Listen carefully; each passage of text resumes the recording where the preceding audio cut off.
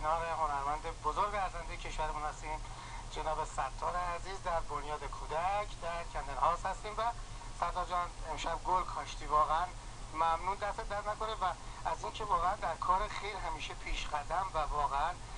همیشه همکاری نزدیک و صمیمانه داشتی. من از جانب بنیاد کودک از شما تشکر میکنم صمیمانه و از جانب تمام اون کودکان بی سرپرستی که واقعا هنرمندان نازنینی چون شماها باعث میشید که اینها زیر پوشش این بنیاد قرار بگیرن و واقعا یک همکاری صمیمانه است که شما با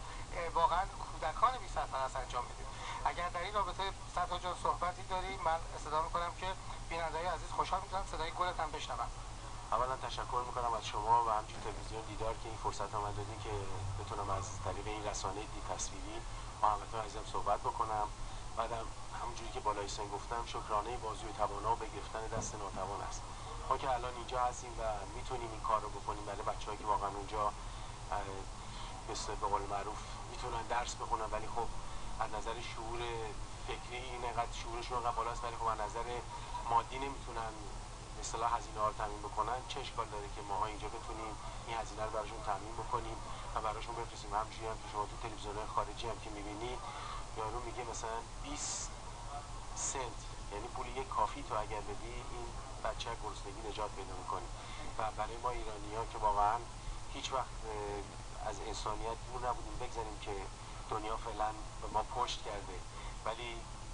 یادمون باید باشه که فرهنگ همیشه از شرق به غرب اومده. فرهنگ رو ما ایرانی‌ها همین شما بعد از همین سالایی که اینجا هستیم می‌بینید که همه چیزایی که اینجا هستش واقعا ایرانی‌ها اینجا زحمت کشیدن، اصلا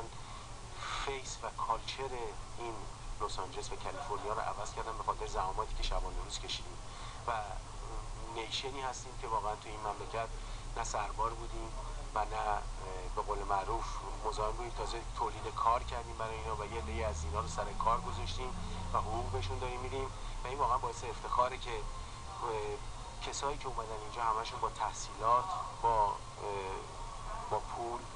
و با از همه مهمتر با نالج اومدن اینجا و این باعث افتخار ماست که برای یه ملتی مثل ما که 30 سال هستش اینجا هستیم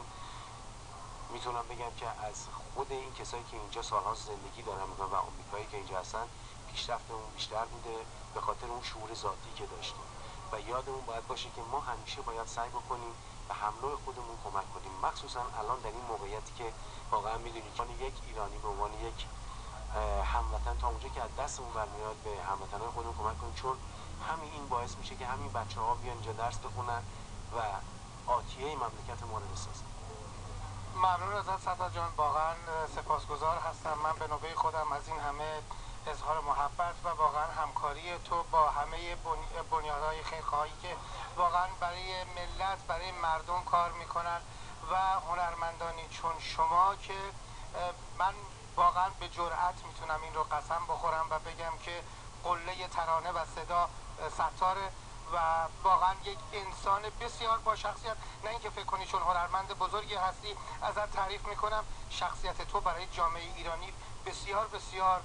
روشن و شناخته شده هست و انسانی هستی بسیار بالا، انسانی هستی بسیار بزرگوار و واقعا باعث افتخاره برای شخص بنده که امشب در کنارت بودم و صدای نازنین تو شنیدم و باز هم تشکر میکنم از این همکاری برای بچه‌های بی سرپرستی که واقعا چشمشون فقط و فقط نمیگم دستشون ولی چشمشون به شما بزرگان خوب موسیقی مملکت هموطنای ما. به هر صورت ممنونم ازت. خیلی ممنون از شما، لطف کردین که همونجوری که گفتم این فرصت من دادی که بتونم با هموطنان عزیزم صحبت بکنم و همون که گفتم یادمون نره که ما باید بتونیم کمک کنیم این بچه‌ها که اون آتیه این مملکت رو آتیه فردای ما رو همین بچه‌ها درست کنن. سپاسگزارم ستار جان، برات آرزوی موفقیت و واقعا سلامتی و طول عمر فراوون دارم. قربونت برم عزیزم. مرسی، خدا نگهدارت.